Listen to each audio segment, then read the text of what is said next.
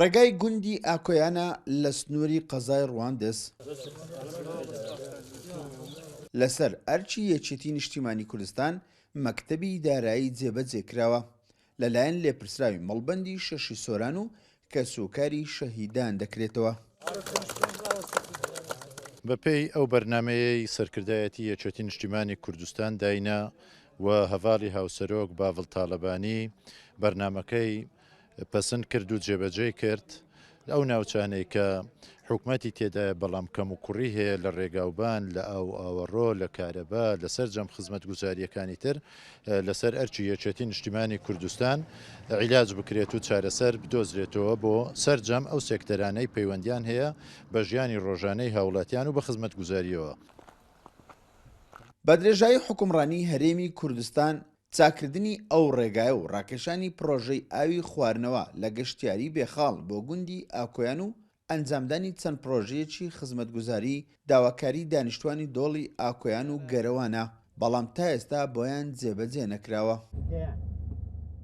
کە ئەو زادیان لۆکردین زۆر سپاسیانەکەین زێی ڕێز و تەقدیرن زادێکی زۆر خراپ بوو شەهیدێکی زۆریشماندا لە پێناو ئەو وڵاتە زۆریان لێ مەمنونین لە مەڵبەند لە کۆمیتە لە خەڵکی منتیقەکەی دەڤەرەکە لە یەکێتی نیشتیمانی لە خەڵکی دۆڵی ئاکۆیان بە شێوەیەکی گشتی زۆر بێبەشن لە خزمەت گوزاری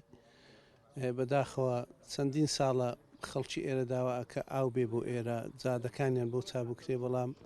حکوومەت وەکو پێویست ئاوڕی لێ نەداونەتەوە داوامان لە جەنابی هاوسەرۆک کاک پاڤڵ تاالبانی و کاک دەربازی کاکۆسەت کرد کە خەڵکی دۆڵی ئاکۆیان بەگشتی بە تایبەتی گوندی ئاکۆیان داواکاری چاکردنی زادەکەیان هەیە ئەوان تەمویلیان بۆ کردین و هاوکاریان کردین زادەکە بە شێوەیەکی چاکرا حکومەت دەستی هاوکاری و خزمەتی نەگەیشتووە بێرەدا ئێمە وەکو یەکێتی نیشتیمانی کوردستان هەوڵمانداوە ئەوەی پێمان بکرێ وەکو وەفایەک بۆ خوێنی شەهیدەکانیان بۆ تێکۆشانیان بۆ قوربانیەکانیان خزمەت بکەین و ئەوەی پێمان بکرێ بۆ گوندەکەیان بکەین ئەو زادێش دیارە لەسەر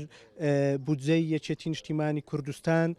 قیرتاو کرا و وەک وەفایەک بۆ خەڵکی تێکۆشەری ئەم سنوورە و گوندی ئاکۆیان. دۆڵی ئاکۆیان لە قەزای ڕواندز لە سەردەمە جیاوازەکان ڕۆڵی گرنگ و کاریگەریان بینیوە لە بستنەوەی ڕزگاری خوازی گەلی کورد ژمارەیەکی زۆری ڕۆڵەکانی لەو پێناوە خوێنی خۆیان کردوتە قوربانی خاک و نەتەوەکەیان لەو گوندا تەنانەت ڕێگای گۆڕستانیش نەبووە تا دوجار لەسەر ئەرچی مەکتەبی دارایی یەکێتی نیشتیمانی کوردستان ئەو ڕێگایە جێبەجێکرا. ئیسماعیل عوسمان، کورسات نیوز، دۆڵی ئاکۆیانی قەزای ڕواندز.